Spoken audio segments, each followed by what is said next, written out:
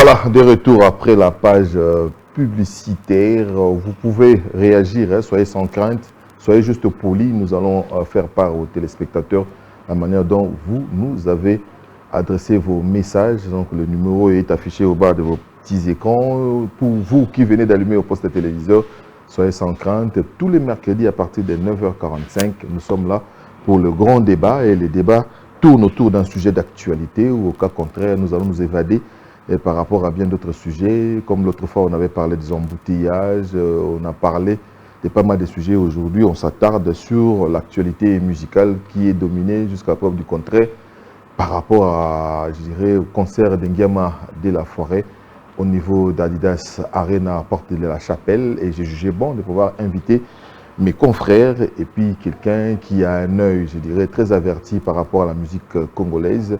J'ai nommé Sonny Kamana, il y a Vincent Chilwinzi qui est là, il y a aussi Franck Stemaï avec eux. On essaye bien sûr de débattre et les débats tournaient autour bien sûr du concert d'Ngiama de la Forêt qui a eu lieu il y a de cela 2 semaines déjà.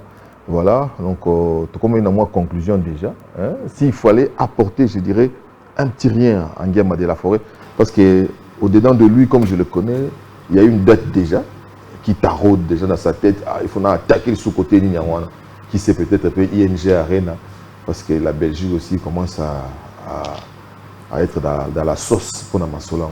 Quelle est la chose qu'on peut apporter à l'artiste? Sincèrement, n'a choqué moi Mouké. N'a choqué moi Mouké. Lélo, il faut tout comprendre que, bon, personnellement, n'a comprendre que c'est Weranson qui était le cerveau à Wenge Musique à 4x4 et tout terrain. Oui. Parce que s'il y a quelqu'un qui continue à réaliser, à faire de grandes choses, tout, Lélo, c'est Wera. C'est lui qui est présent. C'est-à-dire, c'est-à-dire, Wera Alexis Lélo que ceux qui combattent peut-être à la niveau nazate. Dans le superstar de France, c'est un donc Wera Alexis il y a une stratégie à Wenge. Si il y a une PSG. Et là, personnellement, tout à l'heure, c'est vrai que après 28 ans de carrière, Wenge Musique à Maison Mère, 97, 2025, 28 ans de carrière, c'est-à-dire que Lélo, c'est vrai que tu as souhaité ma cassité. Pourquoi? Parce qu'il a sali déjà presque belé et puis Azo s'est maintenu toujours en actualité. Et là, tu as les années Franck Sema lobby, comme il a encore de l'énergie, Azo l'acceptation qu'il est encore là, c'est-à-dire à proposer Bisso. En tout cas, c'est-à-dire l'équipe marketing va travailler plus dans le bureau de Bimisa. Ce que je crains, c'est qu'un jour, tout comme on dirait, et comme on dirait, repeat. C'est-à-dire, ouais, en son niveau, ceux qui ça va fatiguer les gens. Ça va fatiguer les gens. C'est-à-dire, toi, on aura et comme peut-être, ouais, en année, on peut s'absorber, Kassav et comment. C'est-à-dire, on peut s'attendre au concert en année. Après 2 ans, pourquoi? Parce qu'il y aura 5-6. Mais il joue bien son passez-moi la tautologie, il joue bien son jeu dans le sens que tant Toye na Paris, Grand Paris Arena, Grand Paris Arena, Bill Clinton. C'était, je dirais, parce que la beauté aussi de tous ces spectacles, voilà, la qualité des invités. Très bien. Toké na Bill Clinton, Toye Touro, on t'a bougé, Brigade, et après. Qui sait, moi, on ne faut pas fermer. On a 4 moments, on a tout fermer. Tout est, au moins, lobby il y a un qui n'a pas, c'est le bien. Tout est possible à surtout à celui qui chante. C'est un blasphème. C'est-à-dire que stratégie, on a, ils a bien. C'est-à-dire que ce qu'il fait déjà, c'est bien. Mais pour que, pour qu'il accompagne, ce qu'il fait déjà, c'est bien. Mais pour qu'il accompagne, surtout, c'est une équipe en marketing, parce que les lois ont la gêne belé ateka ba petit naé ateka c'est-à-dire wera wana parce qu'il a encore ça. Même ordre d'idée qu'avec Vincent, vous savez aujourd'hui wera beti toebi wera dans ses habitudes. Soit comme na poto rien que okoma na ba petit naé toebi wana osa na bango. Je prends ici à témoin Sonny Kamana, Dr Pichu Musungu, Papi Kakol, ils doivent travailler. Batika Wera, Azonga Wera Yakala.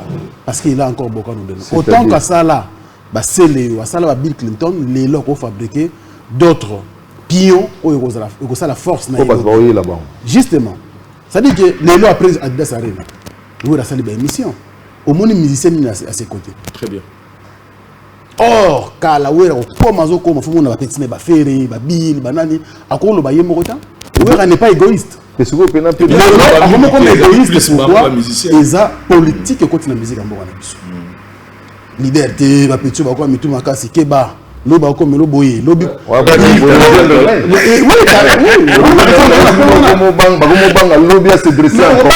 parce que tu aurais tombé le même problème que Vincent Soloba. Ton aura ba créer basé Léo. Très bien. Ka créer Bill, ka créer brigade. Et bon ba o bazan ba ça musana. Bango baza ka interprète. Alors qu'ils sont là. Ben voilà. C'était pas là. Ils sont tous là bango. Mais celui c'est là le pourra boyina. Il vient à ça la succès, mais na biloko na biso. Il a aussi raison. Parce que Jamaïque, on a tout le monde nous jouer au classer l'honneur à Bill Clinton. C'est vrai. Au Bini, c'est pas Bini, mais la crime Nini. Il y a Yomoko. Mais tout le monde, il faut apporter. Qu'est-ce qu'il apporte? Il doit apporter normalement. Oui, Ranson, Azong et la Koussala, Bastard, la Nissana Koussala. Oui, mais c'est pas tout le monde. Bah, combien on a? Pour pas s'en avoir. Il y a un garçon là-bas que j'admire beaucoup. Inongo. Ah bon? Mais il n'est pas vu, il n'est pas en lumière. Maintenant, il y a des projecteurs. Musicien plus Kalato qui est pas tout catholique. Il y a des artistes. Au Baza, il y a encore plus. Mais le problème, c'est la politique que côté de l'orchestre. Je parle des leaders. Parce que nous sommes égoïstes. Ici, le problème, c'est le bureau. Babi m'a gouffre, on a étouffé les jeunes. Non, mais c'est la réalité.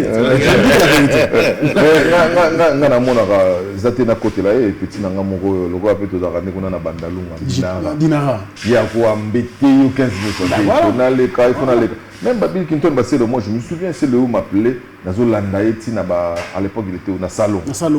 Il y a mon courage, voilà, on dit,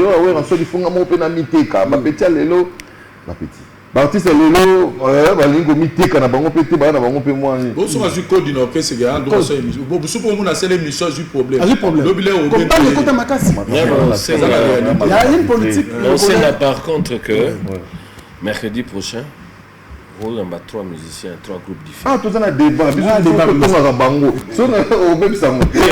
fait, c'est pour dire ceci. Moi je pense que na bureau, na leader, ça on connaît. Nous sommes la musique, nous sommes la musique pour naïe, nan, yé, nga. Un peu de beaucoup de coups pour Gina Mumbafu, à ça la musique pour un peu calé. Papa, biso to Zela, on a beau autant à Bakombo. Zela pardon. Non, tous les cannabis mission. Sikoyo, neti naka ya maison mère. Ba pexa musicien monter les grands TV. Papa, vous avez le monde à 12 heures. Ça, musicien moko théâtre les grands TV. Moi, il 12. 12 c'est comme on le voit à réseaux sociaux. Mal exploité. Donc, on à temps et à contre-temps. Mais il y a aussi un souci, il y a un problème. Il ne suffit pas seulement de passer à la télévision. Pour monter ça, la crine, il faut aussi d'un contenu. Voilà. Moi, je me souviens d'un gars, à l'époque, j'étais encore à mes débuts à la radio d'ailleurs, Jules Cubens. Quand il vient, il a un contenu. Voilà. Mais là, au moins, au petit musicien là-bas, il a 20 minutes. À ça, il a 10 minutes à répondre à Jomo Obo. Il y a quelqu'un qui est chez Ote. Chez Moutoumoussou. 5 minutes à Mabanga. 5 minutes, il y a un message qui est importantissime. Et moi, c'est l'heure. C'est-à-dire qu'il ne peut être à la radio, à la télé, pardon, pour vendre l'image de son orchestre. Il peut faire la peine dans speech. Beaucoup ne savent pas communiquer. Jules Kibens. Mbongo pesaka maele te kasi maele pesaka mbongo. Solo vocal ga ndenga lobaki ya mbongo kaka. Et puis là, un concert. Les gars, oh, les gens sont PC musicien solo vocal. So PC 30 secondes, 40 secondes ou 1 minute. Si ma banga. Si c'est une question. Mais le Koloba, ils ont tellement. Il y a solo que. C'est un problème de contenu. Bah, tout faut pas que ça va contenu. Oui, bien. So mutayebi na yebi. Promotion, oui. En tout cas, il y a un conseil on fait ça. Marketing, bon multiplier, promotion et musicien. Très bien. Mais musicien, il y a Mbappé. Quand tu as dit que tu as saleté de tout, pour comment on gagne n'engwana ba crier zati oui vous crier crité et puis biso na maison mais kala tout le monde a vu ça crier ba crier beli muso mona o bil o c'est le terre muso mutangongi ali mondana bisa ba crier belé ou era crier ba crier belé ndo mona yo c'est un travail d'équipe de toute donc façon. ce qui rime à dire que Batou va au travail de l'issouté. Tu as besoin de gloire, makasi, musala mukie. Réseaux sociaux exact. Na chombo na ngamo na sabu. Comment vous répondre Batou? Oui, répondre. Et puis musique est polémique té. Biso comique à polémique. En fait, Batou ba luka succès quand la carte polémique. Donc ce problème na biso ya. Mandela loba toujours na mona musicien monté ba bengaki na Rwanda, Rwanda goto kendati. Ba bengaki na Cameroun. Non, sérieux. Même dans Brazzaville, parce qu'il a fini bien la télévision. Rien. Aucun. Celui qui est invité, qui est produit ailleurs, c'est seulement parce qu'il avait produit un bon tube. Voilà, une belle chanson. Quand ça va au clash, c'est ça trop.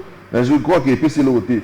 Malheureusement, vous êtes dans le même ordre d'idée Nabiso. Dans la contradiction, comme ça, on a autant. Mais le quoi, besoin Nabiso, n'a occupé Penzate, mille excuses. Donc, si vous nous suivez, évitez des rédites. Pour les gens comme ça, comme ces missions Moulaï. Mais ce boyer, on a son cloche à Sika et ça la bise bien. Nous quittons maintenant Yama de la forêt pour parler des 9% qui restent pour faire les soldats de Fali. Pourquoi? Tant on a eu j'ai trouvé ça trop tôt. Ça peut freiner aussi certaines personnes de bonne foi qui aimeraient venir. Je crois que les Ponanga, soldats, ils surtout ici battent. Soldats. Mais eux, beaucoup de gens on dirait téléchargement. 91. Je ne sais pas, cette politique-là, comment vous l'avez? C'est de la contre-campagne. Pire et simple. Non, mais c'est la réalité. Vous savez, aujourd'hui, d'abord, campagne de la part de qui? De la part des communicants ou des communicateurs. Du groupe? De ceux qui le font. Je ne sais pas s'ils sont de groupe. Ça, c'est M. Dro, alors. C'est Dro. Oui, le politique, c'est Dro. Mais c'est ce que je dis. Parce que le problème, vous savez, Nati Loko, d'abord, on doit commencer par féliciter l'artiste. De Bandalungwa au Stade de France. Ils ont mis sa fierté. On va dire terrain Allemagne. Terrain Allemagne, voilà. Au stade de par France. exemple. Bandalungwa, terrain Allemagne.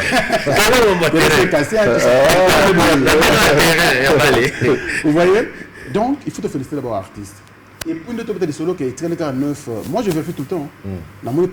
En termes de catégories, il y a 9 catégories. En termes de catégories, il y a 9. Et l'artiste a déjà fait des sold-out dans 7.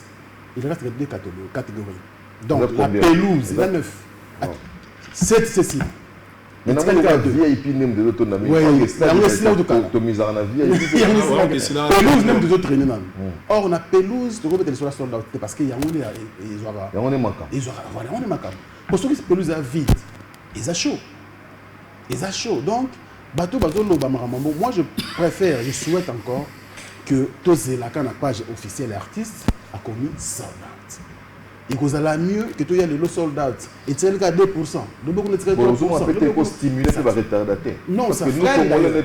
Ça freine. Ah bon? Parce que nous sommes dans la place limitée. Ah non, on a place à bien. Or il y a encore des places de choix. Bon, on a contredit justement par exemple. Et nous on a contredit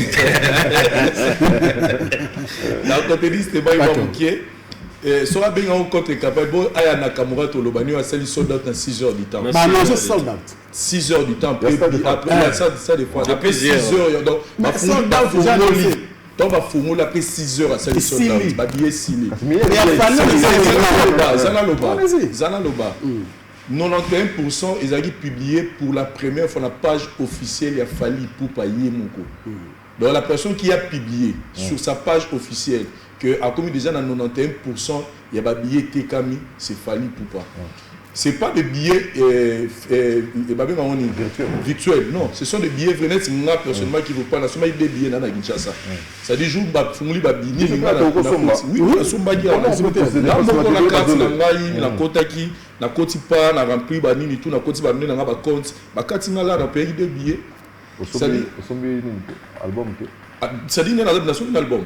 na sai maman précommande on expliquer ba bonga c'est du chinois ba ya ke pa na nga nazo ba na ebité ba lobi on a di kunya na comprendre na nazo comprendre makambo na je suis ça dit jour ba fongola ka mo fali pour patcha ki lien mo na page na ye donc ils sont cliquer na lien là et menu maman na site place vente ezalaki luki catégorie na yo o rempli combo na yo makambo online bon na longo na comprendre en fait il y a des cas dans ça la banque ba publicité lelo na sali ba banque publicité mais banque a aidé biso lelo et ça la carte moko ba sala ba carte les a lié na quantité donc au recharger comme mo za la mo besoin na carte wana donc so bo ça les liens mo ba nickel na voilà et comme be dans ba carte ça nga pe na sala là c'est na zuka mo na tie la carte na sala les voilà donc voilà un peu donc moi pour moi je dis plutôt c'est ça campagne il y a bien au fali pour parler parce que biso tout ebi que tant mabwe bandaki on a beaucoup de gens pris Fali pour un fou. Mytho. C'est-à-dire, nous avons maman à l'école, c'est-à-dire c'est impossible que Joe a reçu date dans le Stade de France. C'est vraiment impossible. Ils avaient l'homme qui détracteur, même que c'est moqué pendant la série Marambaloba qui est salamate. Et puis c'est le premier artiste émissaire francophone qui a osé et l'Okouana. C'est-à-dire que pour Nabiso, Congolais, c'est une victoire. Comment on a gagné Mboka Bapaya et puis Mboka ni musique ya la musique Iruma Nabiso et côté la penza na moi passi et que c'est-à-dire que Nabiso a yé à cette date et dans un laps de temps à réaliser 91% et à vente. Déjà c'est une performance. C'est-à-dire c'est là où tu es conanga. On a vu le long que peut-être ceux qui le loté lobby on va annoncer les sold out. Mais on a vu le long tonga banaya awa. C'est-à-dire que pour nanga dans le bas to lakisi biso africain biso congolais que même musique même musicien en France tous la capacité voilà il y a que ça parce que nous sommes une communauté qui est forte. Donc on a pas batika linde to studio ça va que les événements ba rozanga te parce que ça dit ça na posana visa na la possibilité c'est une histoire où to betara peut-être to éviter musicien ni na roser les sous donc celui déjà a na Kamura pour ça on a 6 heures fallait ça on a quelques mois donc c'est une victoire pour la voilà ça c'est une bonne chose on ne peut qu'applaudir donc ça devait je dirais déjà une affaire. Est-ce que je peux rebondir à ce que on va rebondir na yebi mais un problème sous souper c'est une fierté. Il y a un moment on appelle un digne fils du Congo à quel niveau à celle où on sait mais on a tout le solo quelle est la proposition quel est le contenu de ces spectacles parce que Kobe Takara toye to beti oui mais il faut qu'il y ait du wow les lots ba salle wana et comment ba stade wana comment le voir mutatika le pena moi ba le voir yemo le voir mettre na film voilà na mutaika côté on a lumière mo ezaki wana mon étude là bateau so tout ni bango oui rabi mai ndeni rabi mai likolo azongela ke pe likolo c'est à dire les amis lo moko boye oui muzu mona démentiel ko do il comme boye ça mi ndeni quel est le contenu il fallait avoir proposer sur la SDF mais rebondir non Vincent Lobi peut-être on a incompris quand je dis ça parce que nous tous nous savons que Fali est capable de remplir le Stade de France. Moi je sais. Pourquoi je n'ai pas dit Nathalie va concert au habite dans la U-Arena. U-Arena n'a pas collé aux Aïe Vincent Zala Kuna. Ils ont blagué. Déjà dans le placement dans l'eau. C'est un problème. Et faire 40 000 places dans un laps de temps. Et puis, après, par la Défense Arena, à Sali Ovo Arena, 12 000 places. À Sali ING Arena. En 3 semaines. Qu'est-ce qui manque pour faire 80 000 places? Pour moi, ce n'était pas un problème. Mais le souhait était quoi? Moi, à mon niveau, quand je réfléchis comme ça, le souhait était que tout le monde est capable de vérifier dans le site aux autres billets, à vérifier comment est-ce que billets aux vente à billets au Salama. Mais en termes d'annonce, il y a sold out, il a fallu qu'on y arrive d'abord. Ça veut dire que comme tout le monde est sold out, tu as un billet exact. Quand vous pensez à l'objet, mais pour tous les autres, les chrétiens, parce que moi je l'avais dit, le jour où on va ouvrir la billetterie, s'il ne passe pas la moitié, ça serait un flop. Et puis il faut vous dire une chose, ce qu'il fallait à Beta Stade de France, c'est pas parce qu'on l'aime, c'est pas parce qu'il y a un tube à côté, il y a un tableau de bord. Oui. C'est un gars qui a eu à faire ça. Oui, il gars à tout cela, il y a moi. Il était déjà même de pouvoir le faire. Donc il a le pouvoir de faire ou il a la capacité de faire. Non, non, s'il vous plaît. C'est ça où il a même été. C'est la réflexion. Oui, non, Games aujourd'hui fait par la défense arena 5 fois. Ce qui est s'il a annoncé monsieur, s'il a annoncé monsieur, a annoncé de 50%, 30%. Voilà la réflexion là. Dans des places aux autres, en tout cas, et la démarche sans pour autant à côté l'équipe à marketing. La démarche aussi, ils ont par rapport à stimuler Batou Basomba. Stimuler entre autres, mais ils ont fait pour des détracteurs. Est-ce que vous voyez qu'ils ont est-ce qu'on va travailler pour les détracteurs? Mais déjà qu'on moulait les détracteurs, ils ont un stimulus. Non. Moi, je pense que. Moi, je pense des détracteurs,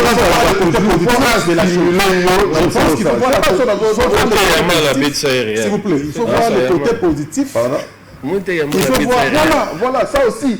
J'ai eu à l'aider, ils sont tombés dans le balle. Il y a mal, propos, ils ont discours, toi, à l'endroit du Real de Madrid, au pleurnicha, au Boénabo. Non, il faut tout l'accès qui est. Babé, tu peux vous pénaliser et quotité. À la Royal, si tu le dire ainsi.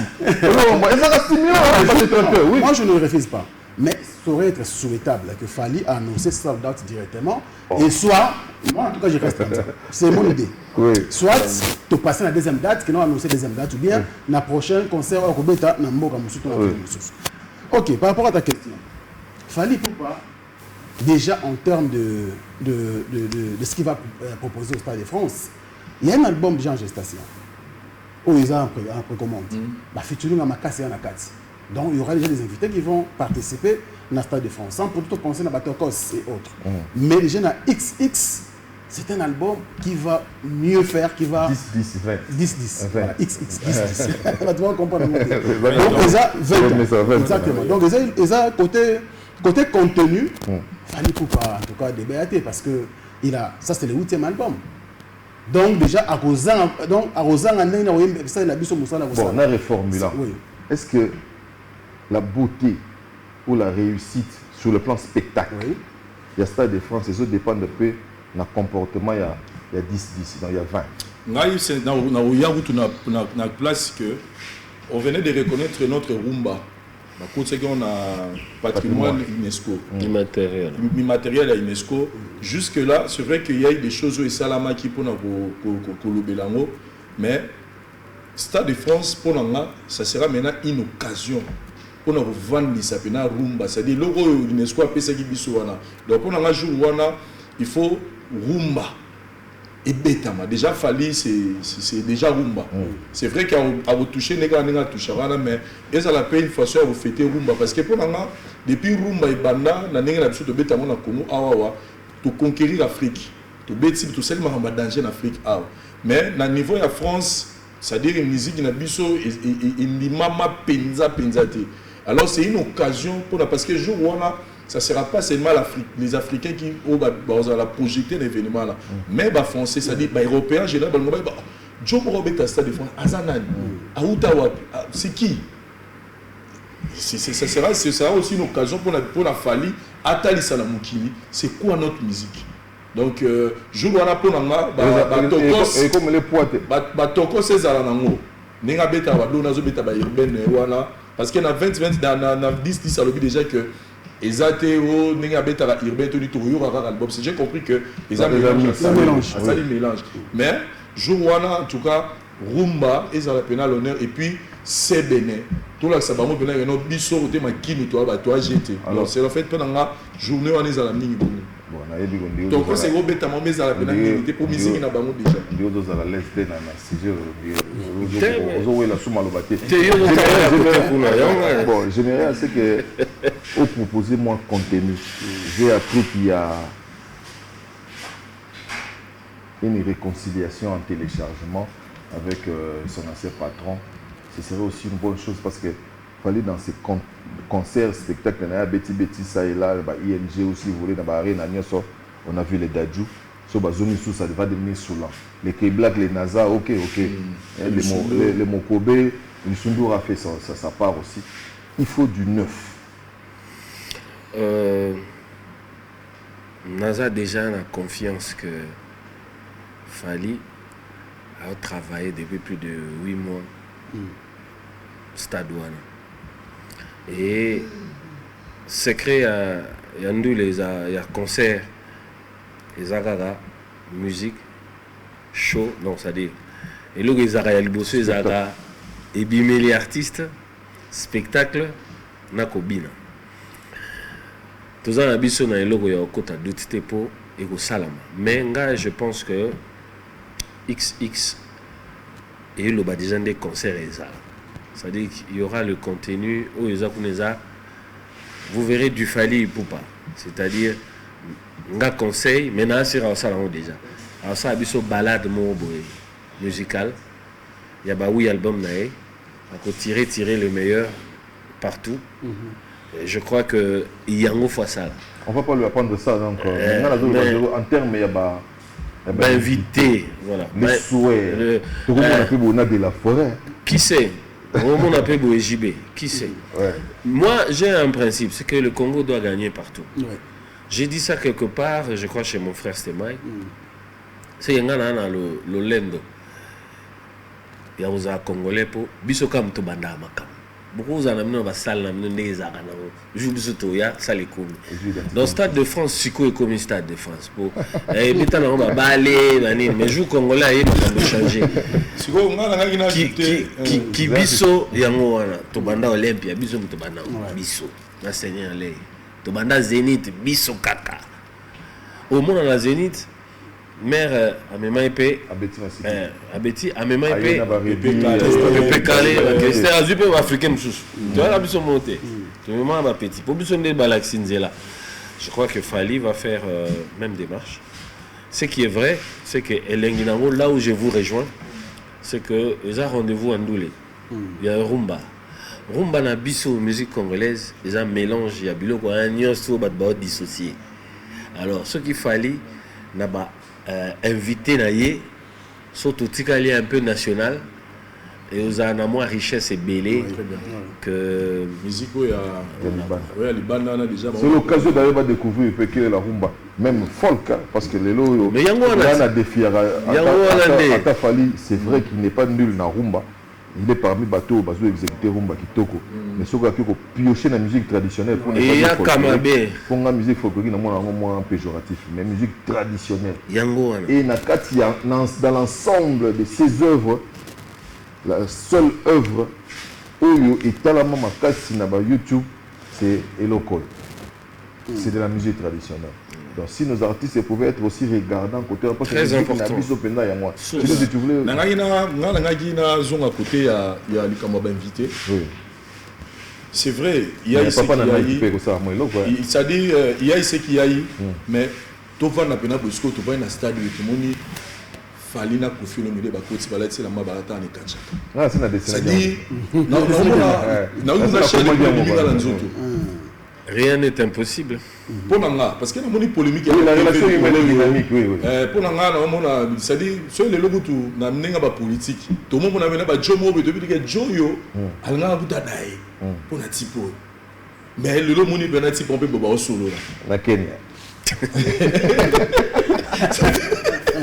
Merci le dynamique. La relation humaine est dynamique. Toujours. Parce qu'il y a le conflit et d'arabatouté. Mais ce qui papa n'a dit à Oya, so vient à Oya, c'est que le conflit est ati la veille. Ah, bah bon, ça peut être surprise.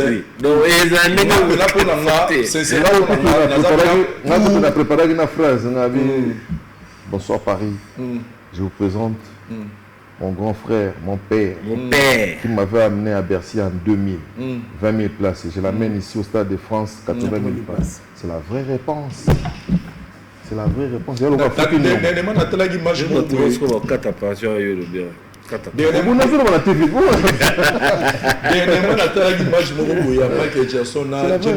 vrai que Michael Otaba James mais Michael s'est inspiré beaucoup de James Bond. Ça dit James a commis ça Michael ça dit Michael a zongi c'est lié sincère. Donc en fait Fally n'a pas pour la il y a zongi ici tant aussi si peut tout comment la bien bon le voilà tatani se divise mais ça quand on pas besoin sur le invité là toro mon la danger tatani a CP la teke moi na Akinda Liboso. Ah, mais Batata va question. Solo pas 2-3 personnes, Bazarana, Kofi, mais ça, là, tout le monde a sauté, il m'a fallu fort. Tout le monde a sauté. Non, mais déjà, tout le monde a auto, Papa, Koyo, quand on a un peu de l'eau, on peut comprendre l'eau. L'amour, c'est quelque chose d'abstrait, c'est-à-dire que ça te matérialiste. Et c'est matérialisera caca dans ma propos. Il y a de ces propos qui ne devaient pas être dits à la télévision. De part et d'autre. Et ce qui est malheureux, c'est ça. Et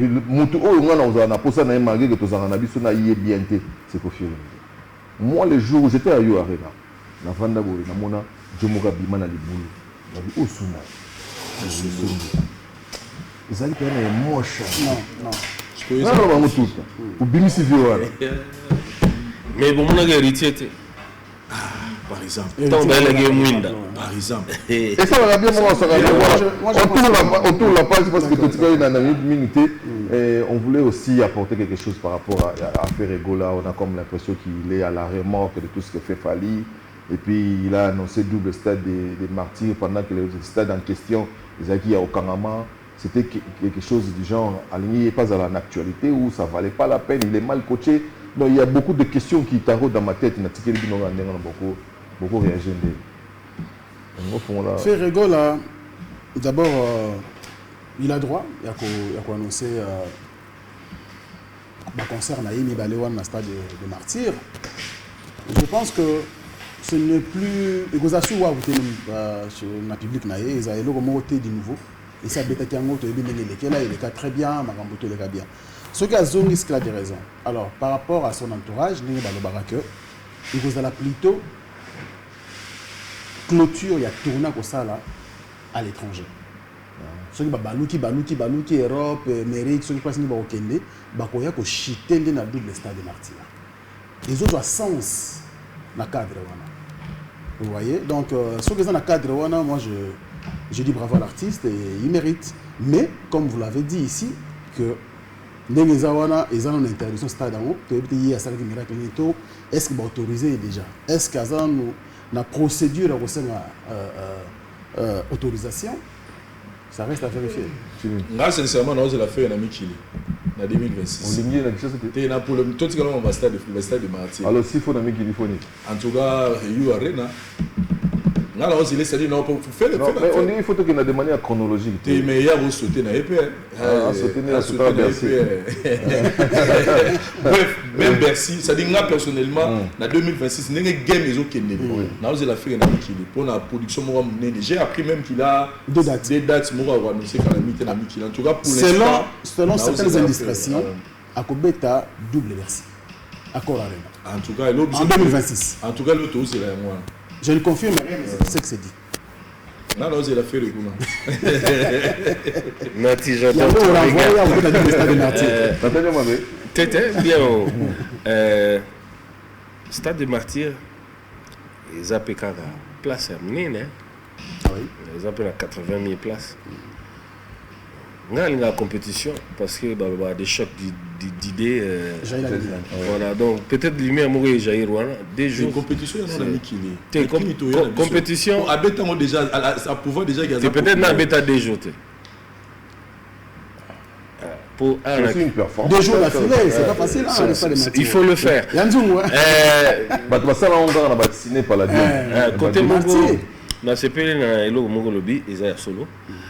On a comme l'impression que Jésus de Nyons a trop posé à guerre, a trop à la défensive. Donc, il y a des réponses. À la remorque. Mais il n'y a pas de bandapé, c'est la réponse. C'est comme si il fallait appeler ça temps pour y aller. Bon, ils appellent ma bête tant qu'il y a à répondre. Il y a une réponse dans l'examen ou ma mais quant à moi, en tout cas, c'est des bonnes guerres. Soit on à 2 jours, il faut le faire. Voilà, il faut le faire. Soit on à 2 jours, ce serait toujours pour le plaisir de la musique congolaise. Et qui n'a pas bien, et la performance, c'est une bonne chose. On devait chuter avec un autre sujet. Comment est-ce que vous voyez l'avenir de notre musique avec les jeunes? Donc, de l'après Fali et Ferré, qu'est-ce que vous voyez après? Parce que tout le monde a beaucoup plus de jeunes, il y a des discussions, il y a des œuvres artistiques. Malheureusement, on est talonné par le temps. On me signale par Betambe que nous sommes obligés de boucler la boucle et laisser l'espace à d'autres personnes. C'est ça, je dirais, le bien ou le malheur de la télévision. Quand on dit chaîne de télévision, c'est-à-dire Mayon Oyesili, Mayon Moussoussou fait Kota, pour que nous ayons un autre programme. Mort dans l'âme, on se trouve dans l'obligation de vous dire au revoir. Si vous avez aimé, vous pouvez réagir, même after émission, on sera open pour pouvoir vous répondre. Mais le mercredi prochain, on va encore se recroiser. Et si Mboganabiso est aux États-Unis, actualité Botamara Kaka, si je ne retrouve plus mes amis, mais peut-être pour un autre sujet, on va essayer de débattre aussi là-dessus. Encore une fois, portez-vous bien, santé de fer à vous tous et à la prochaine. À mercredi prochain pour le grand débat et à dimanche pour section musique. Merci Nabino. Merci à toi, Mathieu. Merci. Voilà. Ça a été un grand plaisir. Au revoir.